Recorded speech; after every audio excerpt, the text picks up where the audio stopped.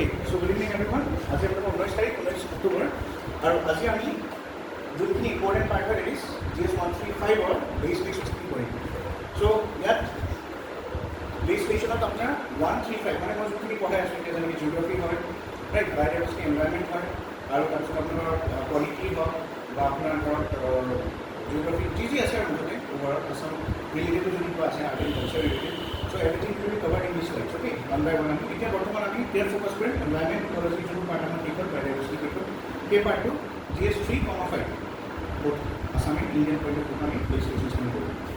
So ठीक है साहब, मैं ये part टू start करा बना आपको, ना disaster management का असर, okay? So एक ही दोस्तों अपना cover को geography, biodiversity, environmental, disaster management from both India and Assam point of view. ठीक है base station में slides में आपका demo होगा. Early side, what is the difference between these legislations? Legislations means what? Legislations का मतलब क्या होता है? It means the bills and acts. जो भी bills आता है, जो pending है, lapse हो गया या introduce हुआ फिर से, this are legislations. कोई pass हो गया bill and then becomes an act, right? So ये acts भी legislations के अंदर आता है. और हम अलग से government initiatives and schemes पढ़ेंगे. उसका भी अलग फाइल है, ठीक है? लेकिन अभी हम लोग पहले legislations complete कर लेंगे इन टॉपिक का. ओके समझ में आया? सो इतना ही डिफरेंस है. अभी गवर्नमेंट इनिशिएटिव्स और गवर्नमेंट स्कीम्स में और लेजिस्लेशंस में क्या डिफरेंस है? जो गवर्नमेंट इनिशिएटिव्स है उसमें पॉलिसीज आते हैं. जैसे हम पॉलिसीज पढ़ते हैं कि वो पॉलिसीज में भी आते हैं कुछ योजना. अगर योजना हो गया या योजना बोलते हैं अपने समझ के तो उसको वो कहाँ पे आएगा? Comes under the schemes. और इनिशिएटिव्स कैसे कौन से होंगे? What are initiatives? इनिशिएटिव मतलब जो गवर्नमेंट लेते हैं उस चीज़ को प्रोत्साहन करने के लिए, बढ़ाने के लिए. जैसे आप देखो गवर्नमेंट स्कीम का एक एग्जांपल लेते हैं. Have you heard about prime ministers Matsya Sampada Yojana? Right, fishery sector से रिलेटेड है Matsya Sampada. That's a what? That's a government scheme. But उसको इम्प्लीमेंट करने के लिए असम में एक रिवोल्यूशन स्टार्ट किया था, ब्लू रिवोल्यूशन 2.0. उसका नाम क्या रखा पता है? सुनील द्वीप बोलते हैं उसको, ब्लू रिवोल्यूशन 2.0. उसका ही उससे ही रिलेटेड एक नया आज क्या हुआ है और एक इनिशिएटिव गवर्नमेंट ने उसको मतलब पीएम मत्स्य जो संपदा योजना है उसको प्रमोट करने के लिए असम में और एक इनिशिएटिव शुरू किया है. सो डिफरेंस समझ में आया? What is the difference between scheme and initiative? Scheme मतलब क्या होगा? जो स्कीम गवर्नमेंट डायरेक्ट इंट्रोड्यूस करते हैं, राइट? किसी पॉलिसी कोई टर्म के लिए, कोई पर्टिकुलर ईयर, 5 साल 10 साल वो स्कीम्स होते हैं. इनिशिएटिव्स क्या होता है? इनिशिएटिव वो होता है सपोज आप मान लो 2 साल चला और टारगेट जो था वो मीट नहीं हुआ तो क्या करना पड़ेगा? उसको बूस्ट करना पड़ेगा ना. सो उस चीज़ के लिए स्कीम्स क्या इनिशिएटिव्स को लाया जाता है. इनिशिएटिव चेंज होते रहते हैं, depends on the target. Target अगर जैसे आप देखो स्वच्छ भारत अभियान, वो क्या है? स्कीम है. तो स्वच्छ भारत अभियान को मीट करने के लिए आप देखो अलग अलग इंडाइसेस हैं, अलग अलग मेजर्स. जैसे आप बोल सकते हो क्लीन गोल्डो अभियान है असम में, वैसे ही नमामि गंगे है जो इनिशिएटिव है अंदर स्वच्छ भारत. समझ में आया? समझ में आया आप लोगों को? So what is scheme? Scheme एक बड़ा स्कीम मतलब बोला जाए तो it's a very broad initiative. उसके अंदर छोटे छोटे इनिशिएटिव्स होते हैं, ठीक है? सो स्कीम मतलब जैसे आप फिर से मैं समझा देता हूँ क्योंकि ये समझना बहुत ज़रूरी है. लोगों को यही समझ में नहीं आता, पूरा स्कीम्स पॉलिसी पढ़ते रहते हैं और डिफरेंस क्या है पता नहीं. So when you talk about legislations मतलब होता है आपका it can mean an act, it can mean a bill, it can mean any government policy जो आपके ऑफिशियल गैजेट में आएगा, ठीक है? ये सभी चीज़ें कहाँ होना पड़ेगा? Obviously this has to be introduce in the official gazette. ये असम का गवर्नमेंट इंट्रोड्यूस करेगा तो असम गैजेट में आएगा, इंडियन गवर्नमेंट इंट्रोड्यूस करेगा तो इंडियन गैजेट में आएगा, isn't it? ठीक. So this is legislation. Now what about government schemes? इसको हम वेलफेयर स्कीम्स भी बोलते हैं. गवर्नमेंट स्कीम्स या welfare schemes. So what are welfare schemes? Welfare schemes में क्या होता है कि कुछ पर्टिकुलर डेट होता है, कुछ क्या क्या होते हैं इसमें? They have some targets, okay, कि इतने सालों के बीच इतना हमको अचीव करना है. जैसे if you remember prime ministers solar mission, ठीक है? That was what? That was a government scheme. Why it was introduce? क्योंकि हमको रिन्यूएबल एनर्जी का जो टारगेट से पंचामृत बोर्ड पे जो इंट्रोड्यूस किया गया उस टारगेट्स को मीट करना है. और जैसे आप देखो नेशनल सोलर मिशन बोलते हैं. Have you heard about national solar mission? 2010 में आया था. 2010 में आया था नेशनल सोलर मिशन, ठीक है, इन डिफरेंस पढ़ रहे हैं अबाउट लेजिस्लेशंस एंड स्कीम्स। सो देखिए वेलफेयर स्कीम्स में आप अगर देखोगे वी हैव अ 2000 में इंट्रोड्यूस किया था एक मिशन जिसका नाम है नेशनल सोलर मिशन। ऐसे बहुत सारे मिशन थे, नेशनल मिशन बोलते हैं उनको, ठीक है। फिर क्या हुआ 2022 तक उसको अचीव करना था, but the government could not achieve, right. So क्या होगा अभी ये स्कीम चलेगा क्या, नहीं चलेगा, तो उसको क्या किया, रिवाइज किया, और फिर क्या आया प्राइम मिनिस्टर्स मुफ्त बिजली, जो सूर्य घर मुफ्त बिजली योजना होता है वो इंट्रोड्यूस किया गया। तो नेशनल सोलर मिशन का टारगेट कब तक था, 2022 तक, उसको अचीव नहीं कर पाया, इसलिए what was introduce, prime minister जो सूर्य घर या घर घर सूर्य घर बोलते हैं ना, सूर्य घर मुफ्त बिजली योजना, इतना बड़ा नाम इसलिए शॉर्ट पे लिख रहा हूँ, प्राइम मिनिस्टर सूर्य घर मुफ्त बिजली योजना। So why this was introduce, this was introduce to meet the NDCs. NDCs क्या होते हैं, अभी मैंने जो बोला था 2010 से जो इंट्रोड्यूस किया, ठीक है। सो टोटल 8 एनडीसीज थे, national development nationally determined contribution, NDC बोलते हैं उसको। इसका मतलब क्या है, जैसे आपने किसी इंटरनेशनल समिट में आप गए ना, जैसे एससीओ का समिट हुआ था रिसेंटली इस्लामाबाद में, राइट। तो उसमें क्या होगा, जब भी कुछ ऐसे समिट्स होते हैं जिनमें गवर्नमेंट्स कम टुगेदर एंड वो डिसाइड करते हैं कि इतने साल तक हम ये अचीव करेंगे, ये टेररिज्म, एंटी टेररिज्म या साइबर सेल, ये सब में एआई में ये सब करेंगे, ठीक है। तो उसके बाद क्या होता है, दे मेक द टारगेट्स, ठीक है।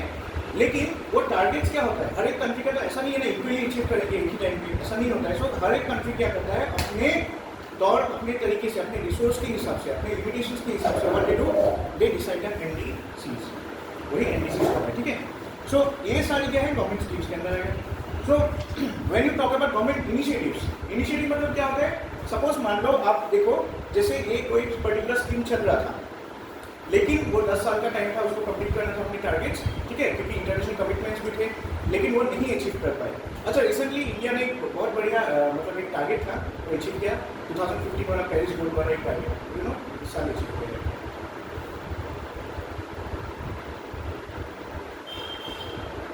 जो 2030 तक होना था वो इंडिया ने पहले ही अचीव कर लिया था। इससे रिलेटेड है 2015 वाला पेरिस एग्रीमेंट जो है वो पता है आपको, पेरिस एग्रीमेंट क्लाइमेट से रिलेटेड है, राइट। उसमें इंडिया ने कुछ कमिटमेंट किया था। अभी देखिए वही हम कमिटमेंट्स को सस्टेनेबल डेवलपमेंट गोल्स बोल के पढ़ते हैं, SDG goals. By 2030 we have to achieve this SDG goals. उसमें से एक पर्टिकुलर गोल है जो इंडिया ने पहले ही अचीव कर लिया, 2030 को अचीव करना और इंडिया प्लानिंग की 2024। तो किससे रिलेटेड है, रिन्यूएबल एनर्जी से रिलेटेड है। 100 gigawatt of electricity have to be produced, this was the MBC which was decided in Paris agreement. But क्या हुआ, इंडिया ने पहले 100, अभी इंडिया और टारगेट कर रहा है, we are not targeting more than 200 gigawatts by 2030। वही तो होता है ना, जैसे आपने सिलेबस देख लिया पूरा, आपने सोचा आज थोड़ा जियोमॉर्फोलॉजी पढ़ लेते, 3-4 टॉपिक्स पढ़ लिया, थोड़ा जोश आ गया, तो जियोमॉर्फोलॉजी पूरा कंप्लीट कर लेंगे आज, राइट। इंडिया का भी ऐसा था, रिन्यूएबल एनर्जी का जो टारगेट था बाय हाइड्रो, बाय एयर, ठीक है, जो भी है आपका वो 2030 तक कंप्लीट करना था, बट जो 100 गीगावाट का है वो अचीव कर चुके हैं इंडिया, ठीक है। सो अचीव करना था by 2030, we have achieved it in 2024। So क्या होगा, अभी 6 साल और बाकी है, सो एम्बिशियस हो गए और हमने और 100 गीगावाट का प्लानिंग कर लिया बाय 2030, ठीक है। ऐसे बहुत सारे गोल्स होते हैं, छोटे मतलब long term short term goals होते हैं, we have to achieve this, ठीक है। अभी देखो कोई टारगेट अगर अचीव नहीं हुआ तो क्या करेंगे, तो कंट्रीज क्या करते हैं, बीच बीच में कुछ इनिशिएटिव्स लाते हैं शॉर्ट टर्म बूस्ट, जैसे नेशनल फूड सिक्योरिटी। और एक एग्जांपल मैं लेता हूँ, इसी फूड वाला, ठीक है। नेशनल फूड सिक्योरिटी 2013 सबको पता है, राइट। सो एनएफएसए का जो टारगेट था वो भी क्या था आपका, जो न्यूट्रिशन और पॉवर्टी से रिलेटेड है उसका था, ठीक है। तो गवर्नमेंट ने क्या किया, एनएफएसए को बूस्ट करने के लिए अलग अलग स्कीम्स लाए। एनएफएसए क्या है, इट्स एन एक्ट, उसके अंदर स्कीम्स क्या लाए, जैसे प्रधानमंत्री गरीब कल्याण योजना है, ठीक है। पहले गवर्नमेंट ने क्या किया, 2 साल के लिए उसको बनाया था, फिर इस साल फिर एक्सटेंड किया 2025 तक, राइट। सो ऐसे वो लोग टाइम टाइम करते हैं, और वही अगर स्कीम एक्ट को इम्प्लीमेंट करने के लिए स्कीम लाया, स्कीम अगर इम्प्लीमेंट होना है और फास्ट करना है उसको, जैसे थोड़ा स्लो कर रहा है, तब और भी बीच बीच में इनिशिएटिव्स लाते हैं, अलग अलग इनिशिएटिव्स लाते हैं। जैसे आपको अपने उन्होंने एनएफएसए के अंदर क्या था, 2 पर्टिकुलर कैटेगरी था, एक बोलते हैं अंत्योदय अन्न योजना, EAY, एक होता है priority house hold, right. Priority house hold होता है PHS सेक्टर बोलते हैं उसको, ठीक है। वो सारी चीज़ें हम यहाँ पे पढ़ेंगे। So now I am just giving you the idea कि एक्ट से स्कीम्स आते हैं, वो लेजिस्लेटिव वाला एक्ट हो गया, उससे जो स्कीम होगा वो लेजिस्लेटिव स्कीम होगा, right, because it's powered by an act, it's backup by an act, आइन के द्वारा वो बैकअप है। लेकिन कुछ कुछ जो स्कीम्स होते हैं ना वो एग्जीक्यूटिव एक्शन से भी होता है, राइट, क्योंकि आपको पता है लेजिस्लेटिव एक्शन अलग होता है, एग्जीक्यूटिव एक्शन अलग होता है। अभी जैसे डीसी अगर कुछ जैसे फॉर टाइमिंग आप अगर देखो कुछ अगर चाहे तो वो एग्जीक्यूटिव एक्शन ले सकते हैं। गवर्नर ने रिसेंटली एक एग्जीक्यूटिव एक्शन लिया, यू नो, हमारे जो नए गवर्नर है यहाँ पे असम में, उन्होंने एक एग्जीक्यूटिव एक्शन लिया, वो है सिविल सर्विसेज के लिए कोचिंग का जो ये है ना, उन्होंने कोई दिल्ली का होगा शायद कोचिंग सेंटर, उनसे टाइप किया और एक आई थिंक गवर्नर्स कुछ प्रोत्साहन योजना समथिंग ऐसा था, आप थोड़ा चेक कर सकते हो उसको। सो गवर्नर क्या है बेटी, इस governor legislature no, it's an executive body, governor ने भी लाया। दैट मीन्स आप बोल सकते हो कि टाइम टू टाइम क्या होता है, एग्जीक्यूटिव स्कीम्स भी आते हैं, कुछ लेजिस्लेटिव स्कीम्स भी होते हैं। Legislative schemes are backup by some act and executive actions are backup by some executive bodies, उनके गैजेट द्वारा निकलते हैं, ठीक है, इम्प्लीमेंट होता है। ठीक है, समझ में आया ना लेजिस्लेशंस क्या है। हम अभी क्या कर रहे हैं, we are studying the legislation part, मतलब जो acts of parliament or bill of parliament or act of state assembly है या बिल्स ऑफ स्टेट असेंबली है, वो सब पढ़ेंगे। ये जो स्कीम्स वाला पार्ट है, वेलफेयर स्कीम्स और इनिशिएटिव्स, ये हम अलग पार्ट में पढ़ेंगे, वो अलग पीपीटी है, ठीक है। Now we are just going through the legislations, और इससे रिलेटेड ज्योग्राफी से रिलेटेड, बायोडाइवर्सिटी एनवायरनमेंट से रिलेटेड और डिजास्टर मैनेजमेंट से रिलेटेड हम सारे यहाँ पे लेजिस्लेशंस पढ़ेंगे। Is it clear? कोई डाउट है आपका यहाँ पे? ठीक है, नाउ लेट्स बिगिन।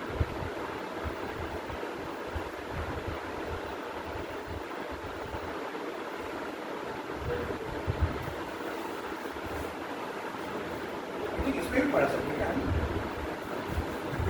ट्राई नहीं किया इसमें तो हम कर सकते हैं, देखिए ये करेंगे तो व्हाइट बोर्ड में बैकग्राउंड में आ जाएगा, हो सकता है इसको हम स्लाइड कर पाए नहीं।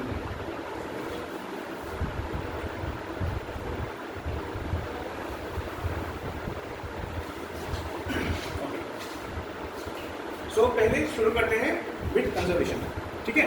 बायोडाइवर्सिटी कंजर्वेशन जो है पार्ट, उसका एक कंजर्वेशन पार्ट था, उसमें हमने बहुत सारे एक्ट्स वैसे हमने मेंशन किया था शायद, बट हमने डिस्कस नहीं किया था, राइट। सो यहाँ पे देखिए ये सारे इंपॉर्टेंट एक्ट्स हैं, कुछ डाउट होगा तो आप इमीडिएटली पूछ लीजिए, ठीक है। So we are studying the conservation, मतलब फॉरेस्ट का जो कंजर्वेशन है उससे रिलेटेड जो एक्ट्स है, लेजिस्लेशन है, वो पढ़ेंगे। पहला जो सबसे पुराना है, ठीक है, ये सारे एक्ट्स है, ठीक है। ये 3 एक्ट अगर देखेंगे, आई मीन 3 एक्ट नहीं, ये दोनों एक्ट अगर देखेंगे, दिस इज व्हाट 1957, 85, फिर आप देखो यहाँ पे और कुछ एक पुराना, ये दोनों एक्ट अगर देखेंगे, this is what pre independence वाला एक्ट है, राइट।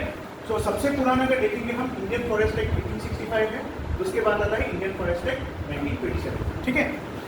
फिर अगर देखेंगे और एक है 1878 वाला है, ये क्या होगा, इसके बीच आएगा। सो पहले क्या आएगा, 1865 वाला एक्ट आएगा, ऐसे आप लिख सकते हो, पूरा लिखने की जरूरत नहीं, स्लाइड तो मिल जाएगा आपको, बस याद करने के लिए लिख सकते हो। 65 वाला पुराना था, फिर 1878 आया, इसके बाद कौन सा है, 1927 वाला है, ठीक है।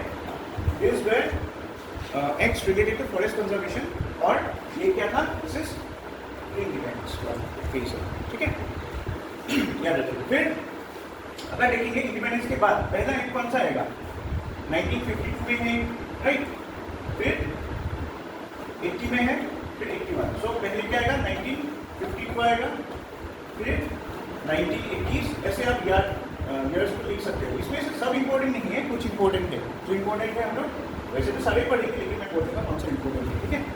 1952, 1980, 1981, फिर 1988 में आया ये वाला 1988, फिर कौन सा था, 2006 वाला, राइट, ये वाला, ठीक है ना, 2006 है। उसके बाद कौन सा है, 6 के बाद 16 वाला कैंपाइट, फिर जो फॉरेस्ट कंजर्वेशन अमेंडमेंट एक्ट है, मतलब अमेंडमेंट बिल है, ठीक है, वो आया 2023। सर ये अभी तक बिल ही है, इसको एक्ट नहीं बनाया नहीं, ये पेंडिंग है, ओके, इंट्रोड्यूस किया गया but still it's pending Lok Sabha, so मतलब लोकसभा से पास हुआ, राज्यसभा में पेंडिंग है, ठीक है। सो ये सारे एक्ट्स हमको पढ़ने पड़ेंगे, हर एक एक्ट नहीं है, एक बिल है, पे हमने लिखा है, और कुछ क्या है, कोलोनियल है, कुछ पोस्ट इंडिपेंडेंस, राइट। सो इसमें से जो जो इम्पोर्टेंट है आई टेल यू, कौन से इम्पोर्टेंट है आप स्टार्ट देख सकते हो। Indian forest conservation act 1918 important है, ठीक है। फिर ये बता कैंपा इम्पोर्टेंट है, एंड ये अमेंडमेंट बिल, ये 4 इम्पोर्टेंट है आपके लिए, ठीक है। अभी रूल्स, हाँ, और इम्पोर्टेंट बेटा rules. Now what is the difference between acts and rules, right. हमने लेजिस्लेशंस देखा था, एक्ट्स एंड बिल्स होता है, बट कुछ रूल्स भी होते हैं।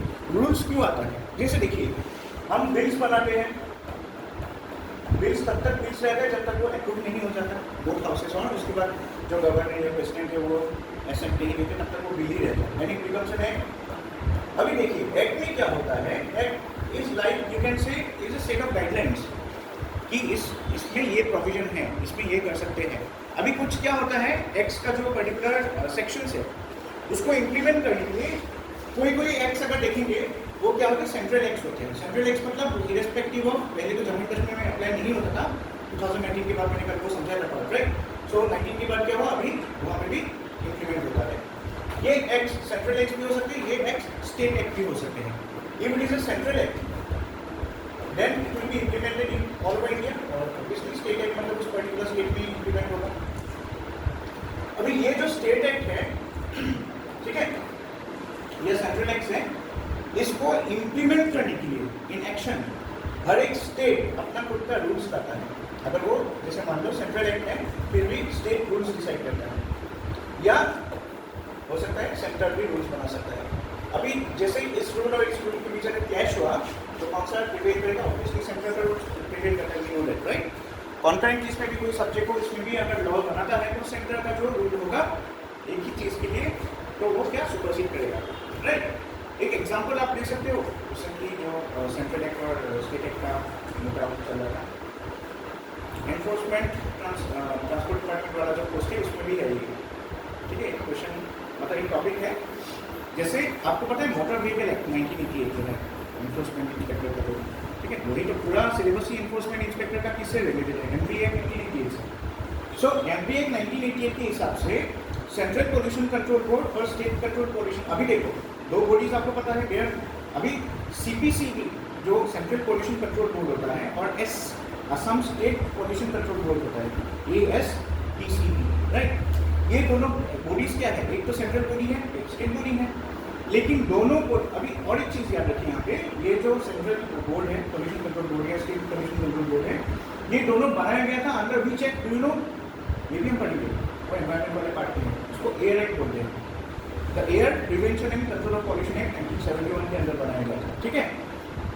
सो I know now I am going too far, but introduction में हम लोग डिटेल्स में नहीं जा रहे, but just to give you an idea, recording video है, देख सकते हो कभी भी आप, ठीक है। अगर आपको लगा कि क्लास में कुछ सर ने बोला था वो चीज़ मिस गया, तो सेंट्रल पोल्यूशन कंट्रोल बोर्ड को और स्टेट पोल्यूशन कंट्रोल बोर्ड को both were made under some provisions of the air prevention and pollution control act 1971, ठीक है। अभी रिसेंटली क्या हुआ, आपका emission norms, have you heard about emission norms, pollution control, हमें पोल्यूशन कंट्रोल सर्टिफिकेट बनाने चाहते किसी पोल्यूशन अंडर कंट्रोल सर्टिफिकेट बोलते हैं ना, PUC। सो वो बनाने चाहते हैं, तो आप देखिए वहाँ पे अलग अलग इमिशन नॉर्म्स लिखा रहेंगे, अलग अलग क्या होता है वहाँ पे लिमिट्स रहता है, इमिशन लिमिट्स, और आपके व्हीकल में कितना हो रहा है वो दिखाते हैं, राइट। अगर दोनों आप कंपेयर करेंगे ना, अभी देखिए वो जो इमिशन नॉर्म्स होता है ना, वो सेंट्रल पोल्यूशन कंट्रोल बोर्ड भी बनाता है, स्टेट पोल्यूशन कंट्रोल बोर्ड भी बनाता है, लेकिन आप जो देखेंगे ना वहाँ पे वो सेंट्रल पोल्यूशन कंट्रोल बोर्ड वाला जो है वो भी लिखा होता है। जैसे आप देखो सेंट्रल पोल्यूशन कंट्रोल बोर्ड बोलता है कि पोल्यूशन कंट्रोल सर्टिफिकेट में क्या क्या चीज़ होना चाहिए, just I am giving an idea, कहाँ पे क्लैश होता है। ये PUC वाला सर्टिफिकेट है, तो यहाँ पे क्या होता है, स्टेट पोल्यूशन कंट्रोल बोर्ड बोलता है सिर्फ, सॉरी नॉर्म्स नहीं, NO2 खाली चेक करो, ठीक है, और कार्बन मोनोऑक्साइड चेक करो, ये दोनों चीज़ होता है एज पर Assam state pollution control board, ये दोनों इनका क्या है मैट्रिक्स है, इससे वो लोग मेजरमेंट करके इमिशन लिमिट्स देते हैं, ठीक है। लेकिन जो आपका सेंट्रल पोल्यूशन कंट्रोल बोर्ड बोलता है वो क्या बोलता है कि कार्बन मोनोऑक्साइड तो देखते ही है, उसके साथ सिर्फ नाइट्रोजन डाइऑक्साइड नहीं, और एक चीज देखना चाहिए उसको, राइट, नॉक्स बोलते हैं। नॉक्स मतलब क्या होता है, it can be any oxide of nitrogen. यहाँ पे फिक्स कर दिया ना, डाइऑक्साइड ही देखना है, लेकिन सीपीसीबी ने बोला ये प्लस सल्फर डाइऑक्साइड भी देखना है। इसके आप सर्टिफिकेट में देखोगे we are following this protocol, this emission limits, ये स्टैंडर्ड्स फॉलो करते हैं, ना कि आसाम पॉल्यूशन कंट्रोल बोर्ड हुआ है, ठीक है। व्हाई? बिकॉज सेंट्रल लिमिट्स मैंने बोला ना, जहाँ पे दो एमिशन स्टैंडर्ड दे दिया, दो एक्ट के हिसाब से उन्होंने अपने रूल्स लाए, बट सेंटर वाला फॉलो होगा, राइट? समझ में आया कहाँ पे क्लैश होता है, कहाँ पे क्या फॉलो होता है? इसको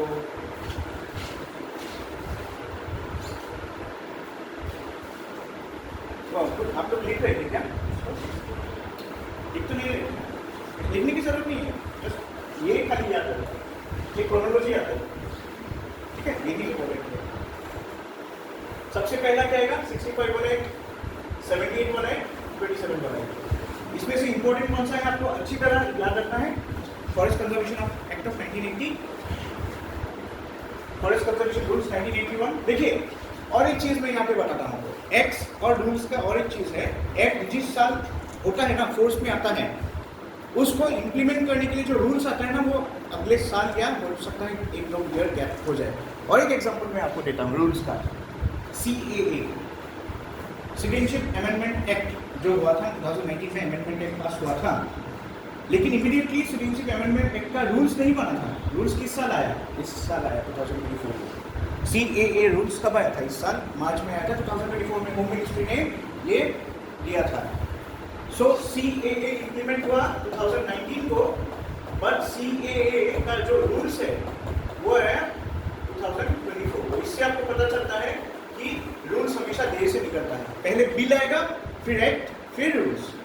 समझ में आया? लेजिस्लेशन में ही क्रोनोलॉजी होता है, पहले क्या आएगा? सबसे पहले bill, then act, then rules, ठीक है? बिल्स, अच्छा, बिल को इतना क्यों टाइम लगता है पास होने में? यू नो, पॉलिटी में पढ़ा है क्या आप लोगों को? लेजिस्लेचर शुरू किया है, सो बिल वाला कैसे पास होता है? और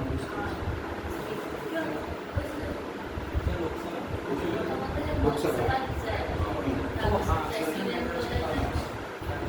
मेजॉरिटी में पढ़ा है, majority, special majority with ratification with half of the state legislature, 3 type of ये होता है ना, पास होता है। सो इसमें अगर देखोगे, सिंपल मेजॉरिटी वाले बिल्स जो ऑर्डिनरी बिल्स है, सिंपल मेजॉरिटी से हो जाता है, ठीक है? स्पेशल मेजॉरिटी में चाहिए आपको कुछ जो प्रेजेंट एंड वोटिंग वाले होते हैं, वो वाले क्राइटेरिया है, और स्पेशल मेजॉरिटी प्लस 50% तो रेटिफिकेशन होगा, मतलब स्टेट्स रेटिफाई करना पड़ेगा, एटलीस्ट 50% स्टेट्स को रेटिफाई करना पड़ता है। स्टेट्स के जो लेजिस्लेटिव असेंबली है, यहाँ पर 12 हाउस है, दोनों हाउस में पास होना पड़ेगा, गवर्नमेंट को एक्सेप्ट करना पड़ेगा। व्हाई? जब फेडरल स्ट्रक्चर इफेक्ट होता है, देन यस, रेटिफिकेशन में half of the state legislature चाहिए, ठीक है? वैसे ही आप अगर देखोगे, बिल्स जब बनता है, बिल्स जब एक्ट के लिए जाता है, तो क्या होता है? इमीडिएटली एक्ट बनता है क्या? नहीं, कभी कभी ऑपोजिशन उसमें क्या करता है? ऑपोजिशन ने बोला कि नहीं, ये नहीं होगा, प्रोटेस्ट करता है, house of the whether house में जाके बोलो, हल्ला करता है, राइट? तो क्या होता है? पार्लियामेंट्री स्टैंडिंग कमिटीज होते हैं वहाँ पे, वो चीज़ पढ़ा है आप लोग को, स्टैंडिंग कमिटी? अच्छा, तो ये याद रखिए, कभी कभी बिल जब एक्ट नहीं बनता, उसके बीच कोई बिल अगर मान लो कुछ इशू हुआ जिसकी वजह से, मतलब नेशनल इंटरेस्ट या जैसे ओवरऑल जैसे आप बोल सकते हो, कुछ इश्यूज आ गया, ठीक है, ठीक है, सोसाइटी में आ सकता है, कुछ ये हो सकता है, रेटिफिकेशन हो सकते हैं, तो क्या होगा? ये जो बिल है वो पास होने से पहले क्या होगा? उस पर्टिकुलर हाउस के जो स्टैंडिंग कमिटीज है वहाँ पे जाएगा, और वो स्टैंडिंग कमिटीज क्या करेगा? उस बिल को पढ़ेगा, स्टडी करेगा, ठीक है? कमिटीज बनाते हैं, और भी बनाते हैं। स्टैंडिंग कमिटीज में भी आप देखो, कमिटीज में भी अलग अलग कमिटीज है, एक को परमानेंट कमिटी बोलते हैं, एक को एडहॉक कमिटी बोलते हैं, ठीक है? सो परमानेंट कमिटी वो कमिटी होते हैं, जैसे एस्टिमेट्स कमिटी, अलग अलग कमिटीज होते हैं, सर आपको पढ़ेंगे, वो पब्लिक PUC वाले होते हैं, पब्लिक अंडरटेकिंग वाले कमिटी होता है, ठीक है? लेकिन जो एडहॉक कमिटी है वो क्या होता है? परमानेंट नहीं होता है, नाम से पता चले, वो 1-2 साल के लिए, जब तक वो टॉपिक खत्म नहीं हुआ, डिस्कशन खत्म नहीं हुआ, तब तक रहता है, ठीक है? ये टाइम लगता है ना, इसलिए आप देखोगे बिल्स इंट्रोड्यूस किया 1988 में, लेकिन एक्ट बना 1990 में। समझ में आ रहा है क्यों इतना टाइम लगता है? अब इसलिए आप देखोगे रूल्स में भी ऐसा होता है, जब एक्ट बन गया, पास हो गया, तब रूल्स बनाने का जो जिम्मा होता है ना, वो किसके पास होता है? उस रेस्पेक्टिव मिनिस्ट्री के पास होता है, मिनिस्टर के पास होता है जिसने इंट्रोड्यूस किया। और अगर वो बिल इंट्रोड्यूस किया किसने? मिनिस्टर ने, तो उसको क्या बोलते हैं? बिल्स का भी टाइप होता है ना, वो पढ़ा है कि नहीं आप लोगों ने? ऑर्डिनेट एक होता है जो प्राइवेट मेंबर्स बिल होता है, और एक पब्लिक बिल बोलते हैं। प्राइवेट मेंबर बिल क्या होता है, it can be introduce by anyone, ठीक है, लेकिन पब्लिक मेंबर जो बिल होता है it has to be introduce by a minister. मान लो मैं बीजेपी का एमएलए हूँ, एमपी हूँ, मैंने इंट्रोड्यूस किया कोई bill, it will be considered as a private member bill. हालांकि मैं रूलिंग पार्टी का ही एमएलए या एमपी हूँ, but still it will be considered as a private member bill. But कोई मिनिस्टर, कोई काउंसिल ऑफ मिनिस्टर्स या कोई आप मान सकते हो कैबिनेट, काउंसिल ऑफ मिनिस्टर्स और कैबिनेट में भी डिफरेंस है, आप देखना, ठीक है, वो बाद में आप लोग पॉलिटी का कोर क्लास में पढ़ेंगे। बट इनके बीच अगर कोई किसी ने इंट्रोड्यूस किया वो तभी पब्लिक बिल माना जाता है, ठीक है। फिर आपको पता है ऑर्डिनरी बिल, मनी बिल, ये सब होते हैं अलग अलग टाइप। सो ये सब बिल्स जितने भी है ना, वो जब जाते हैं एक्ट होने में तो इट टेक्स टाइम। वैसे एक्ट जब बनता है ना, उसके बाद पूरा जिम्मेदारी आ जाता है वो मिनिस्ट्री के पास जिसने इंट्रोड्यूस किया। Suppose I am the finance minister, मैंने कुछ फाइनेंस बिल इंट्रोड्यूस किया, उसके बाद जो फाइनेंस बिल को इंप्लीमेंट करने के लिए रूल्स बनाना पड़ेगा ना, that has to be done by my ministry. So CAA का जो था, CAA जो था उसका CAB था पहले, कॉन्स्टिट्यूशन सिटीजनशिप अमेंडमेंट बिल था, राइट। सो वो इंट्रोड्यूस हुआ था कब, डू यू नो? 19 पे इंट्रोड्यूस हुआ, 19 में पास हो गया, CAB कब इंट्रोड्यूस हुआ था? 17 को इंट्रोड्यूस हुआ था, फिर 2 साल बाद वो पास हुआ 19 में, और 4 साल बाद 4-5 साल लगा उसको रूल्स बनाने में, CAA रूल्स, राइट। अच्छा, सो समझ में आया? This is just you know like I am going out of this thing, but ये जानना बहुत जरूरी है।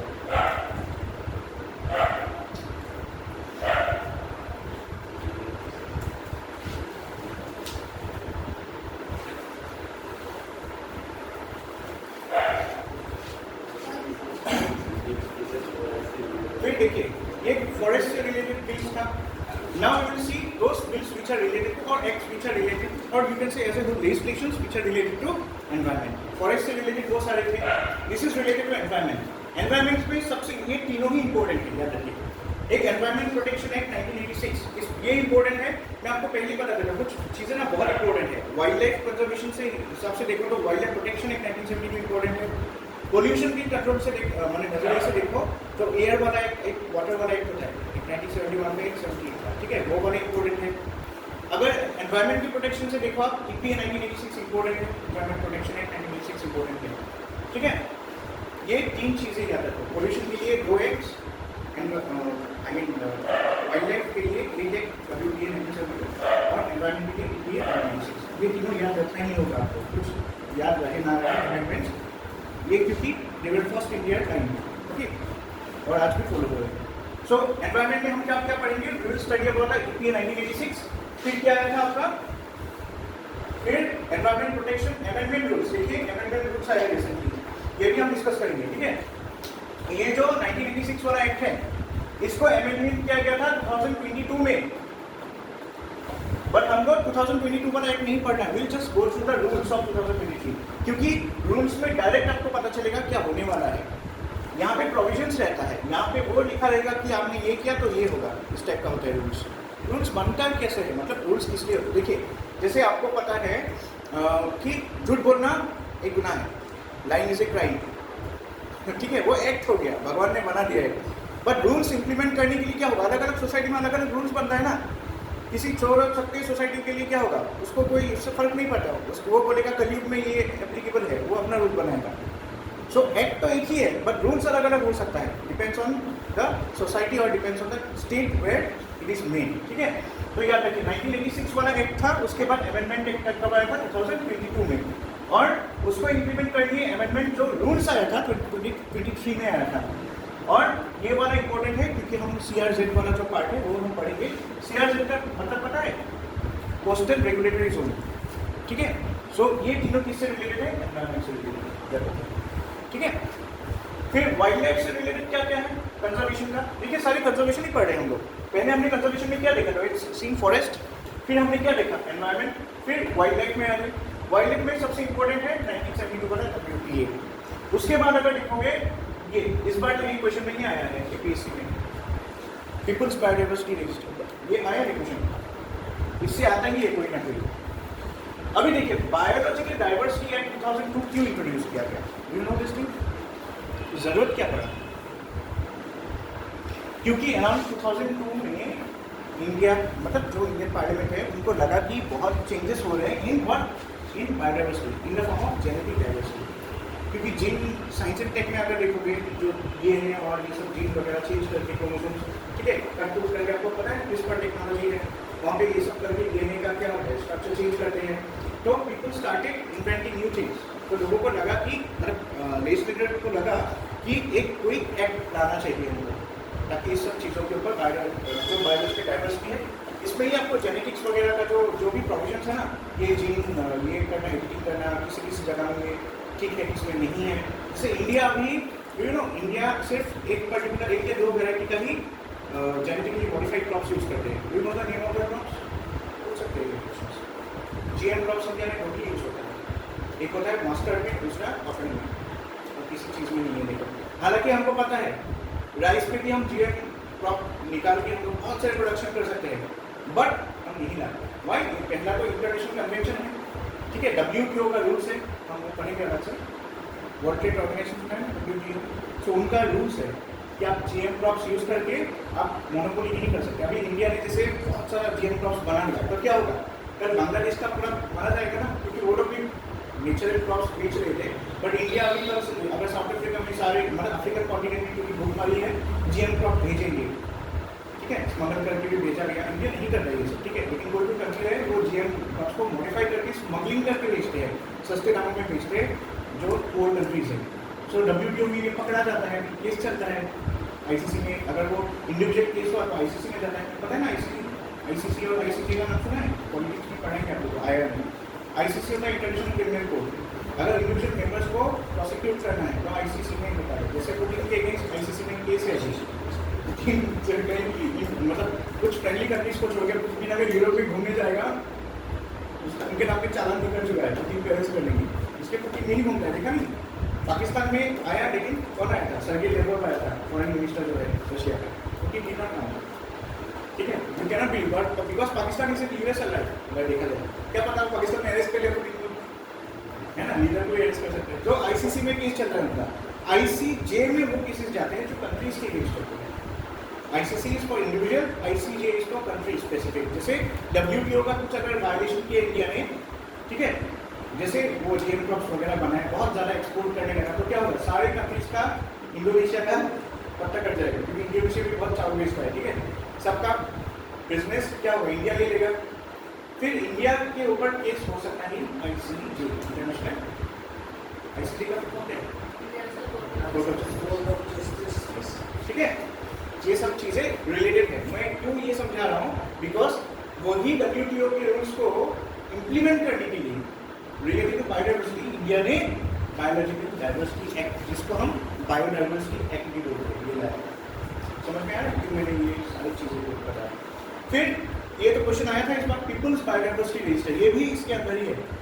इसमें प्रोविजन एक सेक्शन है, इसको इम्प्लीमेंट करने के लिए PDR इंट्रोड्यूस किया गया। अचानक से ये क्वेश्चन नहीं दिया इस बार, किसी को पता भी नहीं था। I was also not expecting, हालांकि मैंने खुद ये जुलाई से पहले ही बनाया ये सारी चीज़ें, ठीक है। आई नेवर एक्सपेक्टेड कि मैंने जो बनाया इसमें से आ जाएगा। आई स्टडी, बट इतना मैंने डिटेल्स डेप्थ में नहीं पढ़ा, लेकिन क्वेश्चन आया था इस बार, 10 मार्क का क्वेश्चन आया, बट स्टिल 150 वर्ड्स लिखना है आपको इसके ऊपर, ठीक है। फिर बायोडाइवर्सिटी हेरिटेज साइट्स, ये हमने लिखा था ना, व्हेन वी स्टडी फॉर बॉर्जुली, याद आ रहा है थोड़ा, जो राइस फील्ड है बॉर्जुली में, ठीक है, के पास। और ये क्या था, हाजोंग टॉर्टोइस लेक, मुझे याद है, याद है कि नहीं? पक्का GS5 में हमने पढ़ा था, राइट? बायोडाइवर्सिटी जब GS5 का पढ़ा था, then I told you Assam में 2 बायोडाइवर्सिटी हेरिटेज साइट्स है। एक है हाजोंग में जो टॉर्टोइस लेक है वो वाला, और दूसरा जो बॉर्जुली में राइस फील्ड है, राइट। और एक ये मुझे ऐसा लग रहा है इस बार, आपको ऐसा लग रहा है, don't know, you are reading newspapers, right? Assam से इंडिया कोई न्यूज़पेपर फॉलो कर रहे हो आप लोग? एक टॉपिक आप लोग लिख लो, असम एग्रीकल्चर यूनिवर्सिटी, इसके ऊपर क्वेश्चन आएगा आपके साथ। I don't know why my six sense जो बोलता है ना आ जाता है। असम एग्रीकल्चर यूनिवर्सिटी के वेबसाइट्स में जाओ, वहाँ पे क्या क्या डेवलपमेंट्स उन्होंने क्या है, if you want I will give you this thing, okay. मुझे घर में जाकर मैं याद कर लूँगा, मैं दे दूँगा। लेकिन रिसेंट डेवलपमेंट्स मैंने पूरा उसमें पढ़ा है, कितने प्रोजेक्ट्स चल रहे हैं, कितना असम एग्रीकल्चर यूनिवर्सिटी के अंदर जो फंडेड है, ये सारी चीज़ें आपको याद रखना है। जब आपने न्यूज़पेपर में देखा, आपको पता है कि नहीं क्या अभी रिसेंटली असम एग्रीकल्चर यूनिवर्सिटी ने क्या किया है? करंट अफेयर्स फॉलो करते रहना, इससे ही क्वेश्चन बनता है। हाँ, दो लाइव खाक का जो स्पीसीज है वैरायटी वो रिसेंटली इन्वेंट किया उन्होंने, और एक मिर्ची का चिली का स्पीसी। ये 3 चीज़ें उन्होंने किया है। तो हो सकता है देखो वो लाइव वाला वैरायटी नहीं आएगा आपको, लेकिन उससे रिलेटेड बैकग्राउंड AAU के ऊपर आएगा कि वो क्या क्या प्रोजेक्ट्स चला रहा है, अभी कितने सेंक्शन है उस प्रोजेक्ट में पैसा, ठीक है। और एक टॉपिक लिख लो MSME sector in Assam, MSME sector in Assam. एक तो आप AAU लिखो, आसाम एग्रीकल्चर यूनिवर्सिटी, उनके जितने प्रोजेक्ट्स चल रहे हैं वेबसाइट पे सारा मिल जाता है, जस्ट गो थ्रू अबाउट मिल जाएगा। और दूसरा क्या था, MSME सेक्टर इन आसाम। और एक लिख लो जो खूब चल रहा है न्यूज़ में, वो है कौन सा, CM है ना, CM की ये खूब चल रहा है, आत्मनिर्भर असम अभियान AAA। हाँ, क्योंकि उसका रिसेंटली जो फर्स्ट फेज है वो कंप्लीट हुआ है सितंबर के लास्ट वीक को। वो 2 इंस्टॉलमेंट दे दिया उन्होंने। अभी जो उसका फॉर्म फिलअप है वो 16 तारीख से, आई थिंक 16 अक्टूबर से 16 नवंबर तक जाएगा, एक महीने का टाइम दिया है। वो फेज़ 2 वाला है। इसमें कितना पैसा मिलता है, 2 लाख या 5 लाख, ठीक है। क्यों फॉर एंटरप्रेन्योरशिप, असम में एंटरप्रेन्योरशिप के लिए, ठीक है। 80 to 42 है ना, 45 28 to 45 ये हो सकता है, क्योंकि असम में अनएम्प्लॉयमेंट का बहुत सिनेरियो है ना, तो हो सकता है गवर्नमेंट इसलिए 45 तक उसको बढ़ा दिया। हो सकता है किसी को आफ्टर 38 उनको या आफ्टर 40 ईयर्स आपको पता है कि आप अप्लाई नहीं कर सकते फिर जनरल। असम गवर्नमेंट भी सेंट्रल तो छोड़ो, सेंट्रल का तो कितना है 32 है ना जनरल के लिए, 32 है ना। तो अभी स्टेट का कितना होगा 40 तक है राइट जनरल के लिए। तो किसी का अगर 45 हो गया वो तो पीछा रह गया, 38 है, 38 या 48 पर चेक कर लेना। आई थिंक 40 हो गया, वो 38 था पहले असम का, 40 हो गया। OBC के लिए 43 है, उन्होंने मुझे इतना पता है। तो 3 साल और 2 साल का डिफरेंस होता है, और ST SC के लिए 45 है, ठीक है। तो ये सारी चीज़ें, ये AAU वाला topic, MSME sector in Assam, और ये आत्मनिर्भर असम अभियान, ठीक है। अच्छी तरह देख लो ये सारी चीज़ें, क्योंकि इससे ही क्वेश्चन आता है, बाहर किसी से नहीं आता। हम ढूंढते रहते हैं ना क्वेश्चन कहाँ से आएगा। These are the topics. कुछ भी आपको असम फॉलो नहीं करना है, just follow the portal, X portal of honourable CM sir. आप वो फॉलो करेंगे ना, I am telling you it's more than enough. कोई असम हिस्ट्री, कोई न्यूज़पेपर पढ़ने की जरूरत नहीं है, ठीक है। Just follow the X handle, हर चीज़ मिलेगा आपको। ये जो मैं न्यूज़ जितना बता रहा हूँ आपको, it's from the CM portal. CMO follow कर सकते हो, चीफ मिनिस्टर्स ऑफिस, या जो CM का खुद का एक वेबसाइट, मैंने आई मीन एक्स वाले प्रोफाइल है, हिमंत बिश्व शर्मा, उसमें फॉलो कर सकते, ठीक है। अच्छा, सो हमने कंजर्वेशन में क्या क्या देखा, we have seen forest, we have seen environment, we have seen wild life. अभी हम कुछ देखते हैं लेजिस्लेशंस, क्योंकि इंट्रोडक्टरी क्लास है, I am not going into depth. मैं पूरा ऊपर से बता रहा हूँ, क्योंकि अगर डायरेक्टली हम पूछ जाएंगे इंडियन फॉरेस्ट एक्ट 1927 में, आपको शॉक हो जाओ, मतलब शॉक हो जाओगे। थोड़ा आइडिया ले लो पहले, ठीक है। फिर देखो हम क्या पढ़ेंगे, बात renewable energy and climate change. This is very important, climate change. Climate change आएगा अगले साल एक क्वेश्चन, इस साल भी 2 क्वेश्चन आया है, देख लो। क्लाइमेट चेंज इन असम क्या क्या इम्पैक्ट हो, हर इम्पैक्ट सोचो, इकोनॉमी में, सोशल में, वुमेन के ऊपर, हर एंगल से सोचो। ऐसे आ सकता है इसके ऊपर क्लाइमेट चेंज इन असम।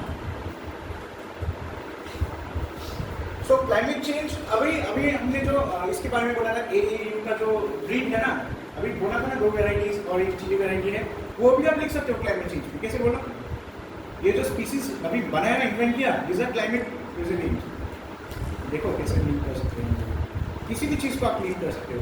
जैसे मैंग्रोव वाला था, मैंग्रोव, या हमने जो मैंग्रोव जियोग्राफी में पढ़ा था ना, वो मैंग्रोव वाला पढ़ा याद, नहीं एनवायरमेंट में जो मैंग्रोव वाला इकोसिस्टम पढ़ा था ना हम लोगों ने, उसमें मैंने बोला था ना आपको कि अभी जो हमारे यहाँ पे बिल्स, यहाँ पे तो मैंग्रोव नहीं है लेकिन बिल्स है, वेटलैंड्स है ना दूसरे, तो वेटलैंड्स से अगर रिलेटेड क्वेश्चन क्लाइमेट चेंज में ला सकते हो। जो असम गवर्नमेंट ने इस बार बजट में 200 करोड़ का किया था, पैकेज दिया था ना for diverting the rain water, वो अभी न्यूज़ में फिर से आया है। वाई क्लाइमेट रेजिलियंस के पॉइंट ऑफ व्यू से आप लिख सकते हो गवर्नमेंट इंडिया क्या है, ठीक है ना। आप कहाँ पे लिख सकते हो उसको, क्लाइमेट के पॉइंट ऑफ व्यू से लिख सकते हैं, इकोनॉमी के पॉइंट ऑफ व्यू से लिख सकते हैं। क्यों, वहाँ पे अभी गवर्नमेंट ने एक वही एक्सटेंड में दिया है कि मोर देन 200 करोड़ या कितने का अभी एक्सपेक्टेड रेवेन्यू अर्न होगा अगर हम लोग ने पानी फिर से, मतलब रिजर्वेशन अगर हो गया वेटलैंड्स का। मतलब क्या है, पानी कम होने की वजह से क्या होता है, वहाँ पे मछली मर जाते हैं ना। तो जो ब्लू रिवोल्यूशन है, आप बोल सकते हो फिशरी सेक्टर के लिए जो है, ठीक है, उसको रिजुविनेट करने के लिए, रिजुविनेट फिर से रिस्टोर करने के लिए आप क्या कर सकते हो, पानी को डाइवर्ट कर सकते हो। उससे क्या फायदा होगा, फिशेस बढ़ेंगे तो हम क्या करेंगे, एक्सेस खाएंगे, जो मतलब खाएंगे, फिर एक्सेस जो होगा वो विल डू एक्सपोर्ट ना, फ्रेश वाटर का फिशेस का बहुत डिमांड है बाहर में, क्योंकि जितने भी कोस्टल स्टेट्स है they are all eating this temperature. जो टेम्परेचर जो फिश होता है ना वो सॉल्टी, मुझे तो बिल्कुल पसंद नहीं है, कुछ टेस्टी नहीं होता है उसमें। हालांकि अभी काटा ज़्यादा है but still fish is fresh, मीठा मीठा लगता है राइट। बट अगर आप साउदर्न कोस्ट में जाओगे ना, वो सब फिशेस जो होता है कोई टेस्ट ही नहीं है, you feel like eating something salty, कोई टेस्ट नहीं है, ठीक है, क्रंची सॉल्टी, खाली वो डिफरेंस ये है काटा कम है, बट काटा से भी टेस्ट की भी बात होती है ना। सो सी हम यहाँ से एक्सपोर्ट कर सकते हैं, ठीक है, या मैं नहीं हुआ तो हम दुबई वगैरह में एक्सपोर्ट कर सकते हैं right. So many things can be linked with simple एक स्कीम्स। तो देखो ये इंपॉर्टेंट नहीं है, एक बार मैं अभी डिस्क्लेमर देता हूँ, ये इंपॉर्टेंट नहीं है कि कितना स्कीम्स आप याद कर सकते हो, ये इंपॉर्टेंट है कि कितनी चीज़ों में आप कितनी स्कीम्स को ला सकते हो, कहाँ पे उसको बिठा सकते हो, कहाँ पे अपना पॉइंट ऑफ व्यू लेके उसको जस्टिफाई करके आंसर में पुट कर सकते हो, दैट इज इम्पोर्टेंट। समझ गए, जैसे मत्स्य संपदा योजना हमने बोला था, फिशरी सेक्टर से रिलेटेड है, सुनील विप्लव घोड़े घोड़े मास, ये एक इनिशिएटिव था जो असम बजट में इंट्रोड्यूस हुआ था 2019 बजट में, ठीक है। 24 वाले बजट में अगर देखोगे फिशेस से रिलेटेड कुछ नहीं है, लेकिन बीच बीच में अगर देखोगे कुछ ना कुछ गवर्नमेंट क्या करता है, इनिशिएटिव लाता रहता है। जैसे अभी उन्होंने गवर्नमेंट ने क्या किया, वो जो ब्रह्मपुत्र का वाटर को डाइवर्ट करना है उसको फिशरी सेक्टर से लिंक करके बोला अभी फिशरी ज़्यादा होगा, क्योंकि हम पानी ज़्यादा बढ़ेगा तो फिशेस भी ज़्यादा होंगे राइट। ऐसे गवर्नमेंट लिंक करते हैं। आप देखोगे हो सकता है आप सोचोगे कि एक बजट कंटिन्यू नहीं हुआ है अब अगले साल, बट ऐसा नहीं है, दूसरे बजट के थ्रू उस ऑब्जेक्टिव्स को मीट करने के लिए ट्राई करते हैं राइट। इसीलिए ये मत्स्य वाला जो इम्प्लीमेंट किया है, क्योंकि अगर नदी का पानी मोड़ेंगे तो फिशरी के लिए अपॉर्चुनिटीज, डिजास्टर मैनेजमेंट से भी लिंक कर सकते हो आप, पानी कम हो जाएगा, पानी का लेवल, अर्बन फ्लड से आप लिंक कर सकते हो उसको, गुवाहाटी का पानी भी डाइवर्ट कर रहे हैं बिल्स में, कितने तरीके से आप सोच सकते हो, एक ही चीज़ है कितना मल्टीपल डायमेंशंस निकाल सकते हो। This thing is very very important for APSC exam, याद रखिए, ठीक है। Okay, so renewable energy and climate change में हम क्या क्या देखेंगे, will see PM Kusum scheme जो रनिंग स्कीम से मैंने सब लाया अभी, फिर सूर्य घर मुफ्त बिजली योजना, इसके बारे में बोल रहे थे हम लोग।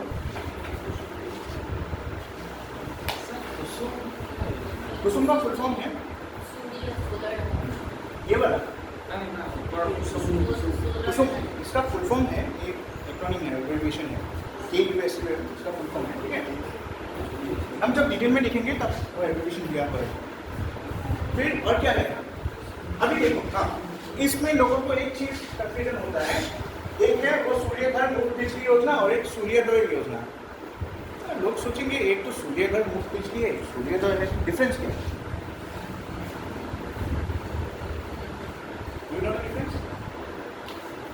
सूर्योदय जो ये सूर्योदय योजना है, ये कब इसका डेट भी आ जाता है, 1 जनवरी को हुआ था 2024 लॉन्च हुआ था, पीएम मोदी ने खुद ऑफिशियली लॉन्च किया था, ये डेट भी आया, ठीक है। और सूर्योदय योजना के अंदर भी सूर्योदय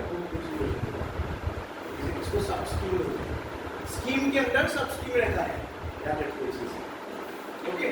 स्कीम के अंदर भी सब स्कीम्स रहते हैं, ओके। हम बाद में जब स्कीम्स और पढ़ेंगे ना तब क्लियर हो जाएगा। फिर उसके बाद ग्रीन हाइड्रोजन से रिलेटेड है नेशनल ग्रीन हाइड्रोजन मिशन। ये मिशन भी क्या है, इससे नेशनल मिशन, यहाँ रखिए, जैसे नेशनल सोलर मिशन था ना, वैसे नेशनल ग्रीन हाइड्रोजन मिशन है। National quantum mission, quantum technology से रिलेटेड है, ठीक है। फिर इंटरनेशनल सोलर अलायंस, ये भी सोलर से ही रिलेटेड है, ठीक है। फिर ये डिजास्टर मैनेजमेंट से रिलेटेड है, इंडिया का है, इसकी ये बहुत इंपॉर्टेंट है। डिजास्टर मैनेजमेंट का कोई भी इसमें आपसे लिखोगे ना डीएम का, तो वे फॉर्ट में आप लिख सकते हो इंडिया का क्या क्या स्कीम है इंटरनेशनल प्लेटफॉर्म में, अगर लिखोगे CDRI जो है इंडिया ने लॉन्च किया था, ठीक है, coalition for disaster resilience infrastructure. फिर बायोफ्यूल्स के पॉइंट ऑफ व्यू से अगर देखोगे, इंडिया ने भी ये अलायंस लॉन्च किया था, ग्लोबल बायोफ्यूल अलायंस। फिर ग्रीन डेवलपमेंट पैक्ट, ये भी इंडिया का इनिशिएटिव है, ये बहुत ही इंपॉर्टेंट है। इसमें तो 2 साल क्वेश्चन आएंगे, जैसे 2020 में आया, मैंने 22 में आया, 2020 वाला जो 22 में हुआ था उसमें आया, और 22 वाला जो 23 में हुआ था उसमें भी आया। मतलब आप बोल सकते हो एडजस्ट करेंगे APSC CCE मेंस ये आया था 2000 में, जिस साल एग्जाम हुआ वो इस साल लिख रहा हूँ, ठीक है। ये दोनों साल में आया था, मतलब ये एक्चुअली रिक्रूटमेंट कब का था, 2020 का था, और ये रिक्रूटमेंट 2022 का था। बीच में कहाँ गया एक साल, कोरोना में खा गया, कोरोना खा गया, ठीक है। सो 20 वाला रिक्रूटमेंट एडवर्टाइजमेंट आपको पता है ना, पैटर्न चेंज 2019 में वो नोटिफिकेशन आया था, उसके हिसाब से 2020 को पहला एग्जाम कंडक्ट किया गया एज पर न्यू पैटर्न, यूपीएससी पैटर्न। उसका एग्जाम 22 में हुआ था, ठीक है।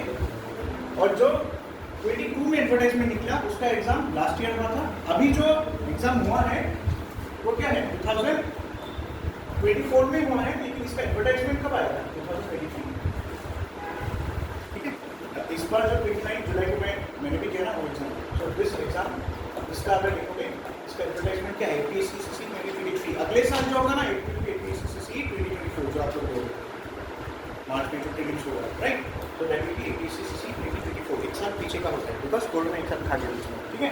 नहीं तो उनका ये मतलब था कि हर साल की हम लोग कंडक्ट कर रहे थे, हर साल ही कर रहे हैं, लेकिन एडवर्टाइजमेंट जो है इसलिए दिसंबर जनवरी इस टाइम में निकलता है, ठीक है।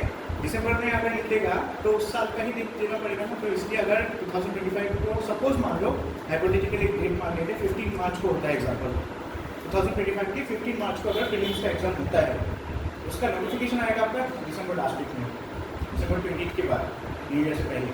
सो इसलिए वो APSC 2024 आएगा, इस साल नहीं आता, लेकिन एग्जाम कब हो रहा है, 15 मार्च, ठीक है। बहुत सारे लोगों को कंफ्यूज हो रही है, ठीक है। फिर ये बहुत इंपॉर्टेंट है, पंचामृत गोल्स 2 साल आया है, 2022 को भी आया है, 2023 वाले एग्जाम में भी आया है। फिर India initial carbon trading scheme, ये ट्रेडिंग स्कीम में कार्बन ट्रेडिंग जो है यूरोप में भी है, इंडिया में भी है, मैं दोनों आपको एक साथ समझाऊंगा, एक्सक्लूसिव भी समझाऊंगा। कार्बन बैंक क्या होता है, कार्बन ट्रेडिंग क्या होता है, कार्बन ऑफसेट क्या होता है, ठीक है। फिर दीनदयाल उपाध्याय ग्राम ज्योति योजना, this is also a very important scheme, इसको शॉर्ट में DTUGJY ऐसे लिखते हैं।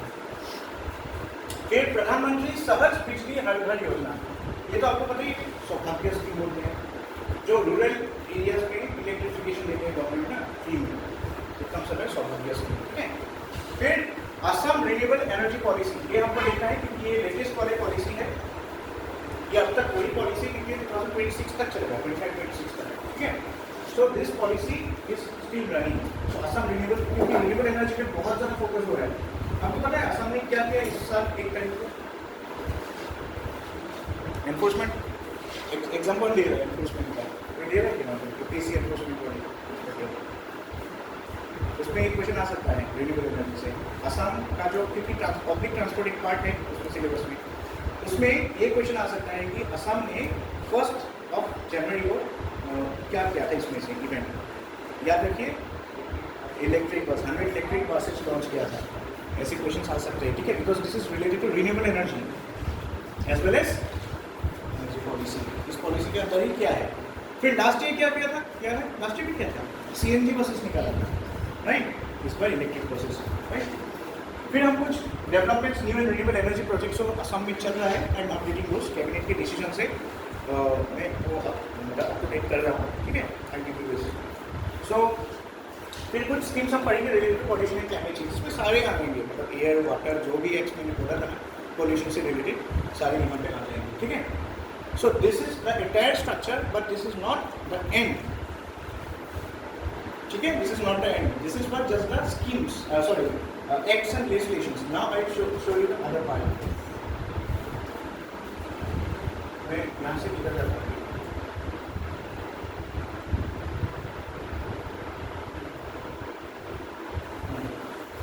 यहाँ पे मेरा क्रिकेट फाइल एक है,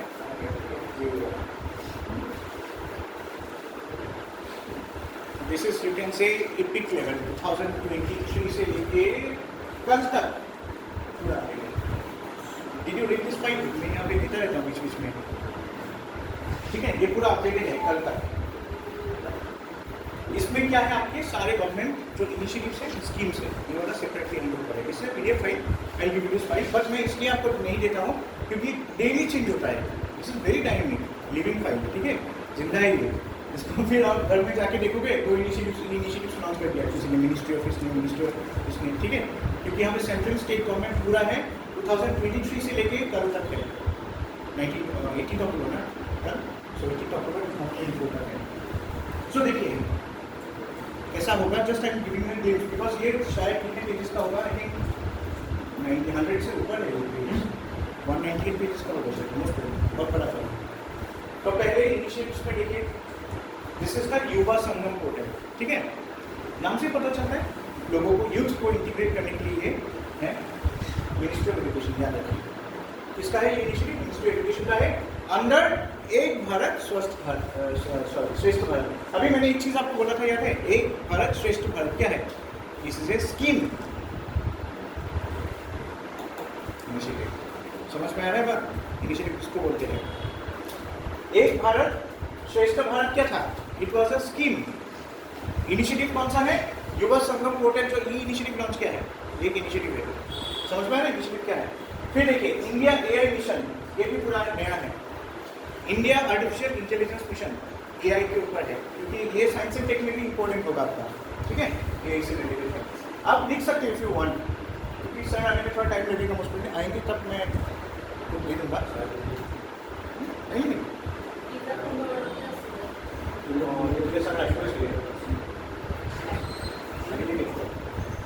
ठीक है। देखो फिर fast track immigration trusted travellers programme, ये किसका है, मिनिस्ट्री ऑफ होम अफेयर्स का है। ऐसे छोटी छोटी चीज़ें आपको आ जाएंगी। जन सुनवाई पोर्टल कॉमर्स एंड इंडस्ट्री का है, सारथी है ओएनडीसी का है, ओएनडीसी में पढ़ा दूंगा आपको, ओपन नेटवर्क डिजिटल कॉमर्स, ठीक है, बहुत इंपॉर्टेंट है। फिर भाषिनी प्लेटफॉर्म इसके अंदर ही आता है, भाषिनी नाम का एक ऐप बनाया था, भाषिनी पोर्टल बनाया था, वेब पोर्टल, तो ये जो ओएनडीसी वाला आई मीन प्लेटफॉर्म है, इसके अंदर ही बनाया था, ठीक है। मैं देखो मुझे पता है कि मेरे को ये सब कुछ भी पता नहीं है, या सुना होगा कहीं पर डिटेल्स में पता नहीं है, we will go one by one, since this is introductory class, इसलिए मैं आपको पूरा ऊपर से दिखा रहा हूँ कि हम क्या पढ़ने वाले, क्या आएगा आपका। ई माइग्रेट पोर्टल देखिए, ये पूरा नया है, ई माइग्रेट वर्जन 2 जो पोर्टल निकला है, ये इसमें निकला है मिनिस्टर ऑफ एक्सटर्नल अफेयर्स ने, ये सब चीज़ें आपको याद रखना होगा। फिर ये डोनर मिनिस्ट्री से रिलेटेड है, जितनी भी पॉलिसीज है असम का, Assam handloom policy, Assam industrial investment policy, Assam bamboo and teen policy, Assam agarwood promotion policy, Assam vehicle policy, for EI, okay, enforcement inspector के लिए व्हीकल स्क्रैपेज पॉलिसी चाहिए, क्योंकि व्हीकल का क्या होता है, after life time the vehicle expires scrappage में जाते हैं, राइट। सो ये सब आपको देखना पड़ेगा। Assam tourism policy, handicraft policy, Assam renewable energy policy, Assam industrial and investment amendment जो पॉलिसी है, ठीक है, पॉलिसीज भी अमेंड होते हैं, देखा, सिर्फ एक्ट से अमेंड नहीं होते, rules can also be amend, amendment rules बोल के आते हैं, ठीक है। फिर ये वाला पार्ट क्या है, दिस इज एग्रीकल्चर से रिलेटेड है, हाँ इसके बारे में मैंने बोला था थोड़ी देर पहले, दिस इज देखो लेटेस्ट काइंड है, दो वैरायटी डेवलप हुआ है, लाइका एंड काजोली, ये लाइका का दो स्पीसीज है, ठीक है, वैराइटीज है। चिली का जो है उसका नाम रखा है प्रवाली, आपको ऐसे क्वेश्चन आएगा, Laika and Kajoli are species of best, right, Laika का इंग्लिश वर्ड भी देखिए, उसका नाम क्या है, क्या पता आपको लाइका ना देके वो साइंटिफिक वर्ड दे दे, राइट। अभी ऑनगोइंग प्रोजेक्ट्स जो है आपको ढूंढने की जरूरत नहीं है, आई एम एनिमल टेस्टिंग, इसका ऑनगोइंग प्रोजेक्ट्स रिसेंटली मैंने आज ही उठाया ये वेबसाइट से, 27 प्रोजेक्ट चल रहा है under the purpose fund of AI, फिर 42 प्रोजेक्ट चल रहा है under all India coordinated research project होते हैं एआई, एआईसीआरटी और एआईएमपी के अंदर, ठीक है। जैसे अगर एडहॉक प्रोजेक्ट्स देखोगे 130 प्रोजेक्ट्स चल रहा है, और एआईयू खुद जो फंडिंग करता है उसके अंदर अलग अलग जगह पे प्रोजेक्ट चल रहा है, कुछ एग्जांपल्स भी मैंने देखे हैं यहाँ पे।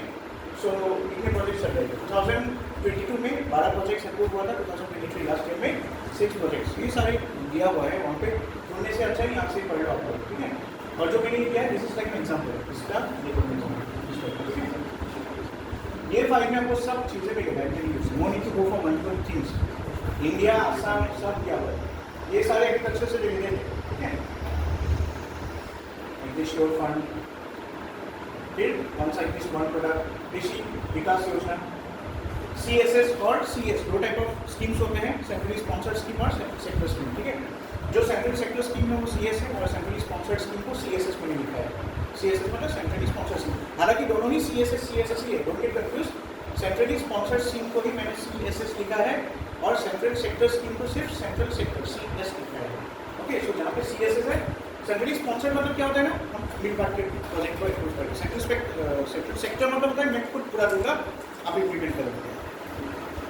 मिशन होती PM Aasha formation FPO agriculture infrastructure fund, देखो कितने हैं, बहुत है। ये फाइल पढ़ो अच्छी तरह। हम कहेंगे ये मेरा 1 साल का 1.5 साल का मेहनत है जो आप देख रहे हो। आपको लगा होगा क्या ये सब बकवास मिल रहा है, बट दिस इज 1.5 ईयर का मेरा मेहनत है। मैंने एक दिन में कलेक्ट नहीं किया ये सब चीज़ें, पढ़ रहा हूँ डेली, अपडेट कर रहा हूँ, ठीक है। ऑर्गेनिक फार्मिंग में देखोगे ये सारे स्कीम्स हैं, जैसे देखो परंपरागत Krishi Vikas Yojana, ministry of mission organic value chain development for north east region, फिर Jaivik Kheti portal, national programme for organic production, ये सारे हैं। ऑर्गेनिक सर्टिफिकेशन में क्या क्या सर्टिफिकेशन, 2 टाइप है, एक है आपका पीसीएस बोलते हैं पार्टिसिपेटरी गारंटी सिस्टम, दूसरा है एनसीएस होती है। इरिगेशन में अलग अलग है, इरिगेशन से रिलेटेड कृषि सिंचाई योजना है, देखो अटल भूजल योजना है, देखो यहाँ पे सेंट्रल सेक्टर स्कीम है, मतलब 100% ये तीनों क्या होगा सेंट्रल गवर्नमेंट देगा, ये सेंट्रली स्पॉन्सर्ड है। केमिकल एंड फर्टिलाइजर्स के लिए है, यूरिया सब्सिडी स्कीम होता है, न्यूट्रिएंट सब्सिडी स्कीम होता है, फिर आर्टिफिशियल इंटेलिजेंस का ये है, हर एक स्कीम का दिया। आर्ट एंड कल्चर भी मिलेगा आपको, सब मिलेगा। और जीएस के हिसाब से मैंने अरेंज किया है, मतलब अल्फाबेटिकली अरेंज किया है, ए से आर्ट एंड कल्चर आता है, हो सकता है वो जीएस अलग का हो, जैसे AI specific science and tech का होता है। सो अब जो ग्रीन वाला वो मैंने लिखा ना ऐसे, याद रखिए उसका अल्फाबेट लिखिए, ए मैंने ऐसे अरेंज किया। फिर बाकी जो स्कीम्स आएगी ना नीचे आप देखोगे वो बी से शुरू होगा, फिर किसी से आएगा, ऐसे बनाएगा, ठीक है। बी से बायोडाइवर्सिटी आता है, बायोडाइवर्सिटी एनवायरनमेंट की एक लेटेस्ट स्कीम्स है, इसके बारे में बोल रहा था, rejuvenation of 129 bills across Assam, अभी रिसेंट ये लेटेस्ट न्यूज़ है, परसों निकला है। सो 3800 हेक्टर्स का एरिया, प्रोजेक्ट कॉस्ट कितना है 796 करोड़, और यू कैन से सीएम ने लिखा है अपने पोर्टल में अप्रोक्सीमेटली 800 करोड़ ऐसे लिखा है उन्होंने। सो 80% जो शेयर होगा उसका खर्चा जो होगा प्रोजेक्ट का 800 करोड़ में 80% कौन देगा, एशियन डेवलपमेंट देगा, interest borne by the government person. और क्या क्या होगा इसमें, जियो मैपिंग होगा, ठीक है। और जियो मैपिंग कौन करेगा, वो ऑर्गेनाइजेशन का नाम भी क्या होगा, असम स्टेट एप्लीकेशन सेंटर। क्या पता अगले साल आपको इसके ऊपर ही आ जाए क्वेश्चन, ये भी लिख लो आप लोग, असम स्टेट एप्लीकेशन सेंटर में, मुझे याद नहीं आ रहा था, मिल गया ये, लिख लो आप असम स्टेट एप्लीकेशन सेंटर। ये सारे जियो मैपिंग करते हैं, ये साइंस एंड टेक असम का पॉइंट ऑफ व्यू से इंपॉर्टेंट है। असम स्टेट एप्लीकेशन सेंटर, ये SSAC, इसके बारे में थोड़ा पढ़ लेना। जैसे NESSC है ना, north east space application centre, वैसे असम स्टेट एप्लीकेशन सेंटर है, ठीक है। ऐसे ऑर्गेनाइजेशन आते हैं, ठीक है। मैं ये PDF आपको दे दूँगा, आप खाली घर पे मतलब प्रिंट के मत रखिए, हो सके तो इसका पूरा प्रिंट आउट निकाल लीजिए, कुछ वॉट योर मनी है, कहीं नहीं मिलेगा आपको ऐसा असम का रिलेटेड। आपको विजनराइज वगैरह में मिल जाएगा, बहुत सारे इनिशिएटिव्स एंड स्कीम्स एक्सेट्रा, वो बेटर फॉर इंडिया। यहाँ पे असम इंडिया दोनों हैं, और 1.5 में है, और इतना उल्टा पल्टा नहीं है, मतलब जो है लेटेस्ट रिपोर्ट्स भी है इसमें, गवर्नमेंट रिपोर्ट जो है ना। सो जो भी आया है रिसेंट रिपोर्ट, ये रिपोर्ट्स कहाँ यूज़ कर सकते हो आप, जैसे आपने एनवायरमेंट का कुछ आंसर लिखा, you can bring this in reference. National wild life week recently celebrate हो रहा है, 2 से राइट। सो ये सब चीज़ें लिखी, और एक मैंने लिंक भी दिया है UNFCCC का जो वो वाला था UNCBD का, राइट, एनवायरमेंट का, वो थोड़ा देख लीजिए, ठीक है।